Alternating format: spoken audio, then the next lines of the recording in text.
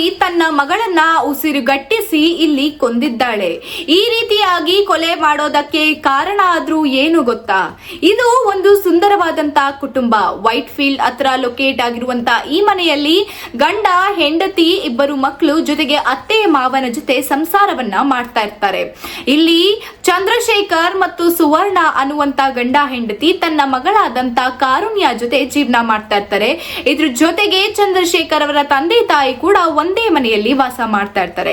ತನ್ನ ಮಗ ಆದಂತವನು ಹಾಸ್ಟೆಲ್ ನಲ್ಲಿ ಓದ್ತಾ ಇರ್ತಾನೆ.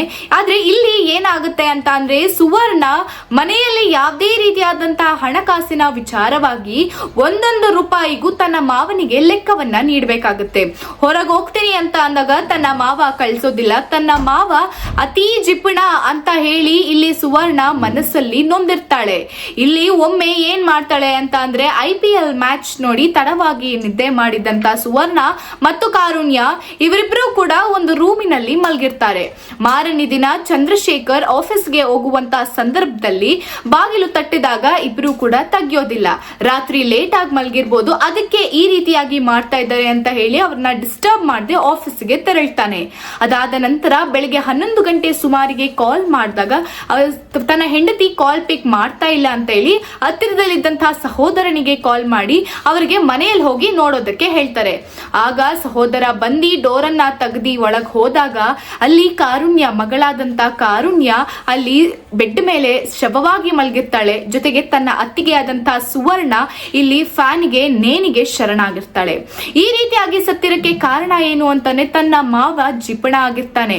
ಮನೆಯಲ್ಲಿ ಏನೇ ಆದ್ರೂ ಕೂಡ ಅವರನ್ನ ಕೇಳಿ ಕೇಳಿ ನೊಂದಿರ್ತಾಳೆ. 18 ವರ್ಷ ಆಗಿರುತ್ತೆ ಇವರಿಬ್ರು ಕೂಡ ಮದುವೆ ಮಾಡ್ಕೊಂಡು. ಆದ್ರೆ ಇಲ್ಲಿ ತನ್ನ ಗಂಡ ಆದಂತವನು ನನ್ನ ಜೊತೆ ಇಲ್ಲ, ಏನೇ ಆದ್ರೂ ನಾನೇ ಅನುಭವಿಸ್ಬೇಕು. ಸಂಬಂಧಿಕರ ಮನೆಗೆ ಹೋಗ್ಬೇಕು ಅಂತ ಅಂದ್ರೆ ಫ್ರೀ ಆಧಾರ್ ಕಾರ್ಡ್ ನ ತೋರಿಸಿ ಮನೆಗೆ ಹೋಗ್ತಾರೆ. ಸಂಬಂಧಿಕರ ಮನೆಗೆ ಹೋದ ನಂತರ ಕೂಡ 10 ಸಲ ಕಾಲ್ ಮಾಡ್ತಾ ಇದ್ರು, ಎಲ್ಲೂ ಕೂಡ ಹೋಗಕ್ ಬಿಡ್ತಾ ಇರಲ್ಲ. ಮಾನಸಿಕವಾಗಿ ತುಂಬಾ ಹಿಂಸೆ ಪಡ್ತಾ ಇದ್ರು ಅಂತ ಹೇಳಿ ತನ್ನ ಭುಜಕ್ಕೆ ಬೆಳೆದಿರುವಂತ ಮಗಳನ್ನ ತಾನೇ ಕೊಂದಿದ್ದಾಳೆ. ಈಕೆ ತಾಯಿ ನಾನಿಲ್ಲ ಅಂತ ಅಂದ್ಮೇಲೆ ನನ್ನ ಮಗಳೇನಿಗೆ ಈ ರೀತಿಯಾಗಿ ಅನುಭವಿಸ್ಬೇಕು ಅಂತ ಹೇಳಿ ಇನ್ನೊಂದು 3-4 ವರ್ಷ ಕಷ್ಟ ಪಟ್ಟಿದ್ರೆ ಆ ಮಗಳೇ ತನ್ನ ತಾಯಿಯನ್ನ ಖುಷಿಯಾಗಿ ನೋಡ್ಕೊಳ್ತಾ ಇದ್ಲು. ಆದ್ರೆ ಈಗ ತಾಯಿ ದುಡುಕಿ ತನ್ನ ಮಗಳನ್ನ ಕೊಂದಿ ಆಕೆ ಕೂಡ ಸತ್ತಿದ್ದಾಳೆ.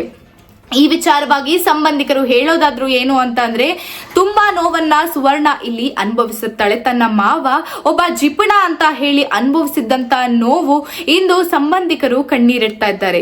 ಸಹೋದರ ಅತ್ತಿಗೆ ಮತ್ತು ತನ್ನ ಅಣ್ಣನ ಮಗಳ ಶವವನ್ನ ನೋಡಿ ಬೇಸೆತ್ತು ವೈಟ್ ಫೀಲ್ಡ್ ಪೊಲೀಸ್ ಠಾಣೆಗೆ ಈ ಒಂದು ದೂರನ್ನ ದಾಖಲೆ ಮಾಡಿರ್ತಾರೆ. ಮತ್ತು ಈಗ ಇನ್ವೆಸ್ಟಿಗೇಷನ್ ಅಲ್ಲಿ ಈ ಒಂದು ವಿಚಾರ ಎಲ್ಲಿಯವರೆಗೂ ಹೋಗುತ್ತೆ ಮತ್ತು ಈ ವಿಚಾರಕ್ಕೆ ಯಾವ ರೀತಿಯಾಗಿ ಪೊಲೀಸರು ಇನ್ವೆಸ್ಟಿಗೇಟ್ ಮಾಡ್ತಾರೆ ಅನ್ನೋದನ್ನ ನಾವು ಕಾದು ನೋಡೋಣ. ಇದೇ ರೀತಿಯಾದಂತಹ ಕ್ರೈಮ್ ಅಪ್ಡೇಟ್ಸ್ಗಾಗಿ ಸಾರ್ವಭೌಮ ಟಿವಿಯನ್ನ ಫಾಲೋ ಮಾಡಿ ಮತ್ತು ಸಬ್ಸ್ಕ್ರೈಬ್ ಮಾಡಿ. ಧನ್ಯವಾದಗಳು. ನಾನು ನಿಮ್ಮ ಮೇಘನಾ.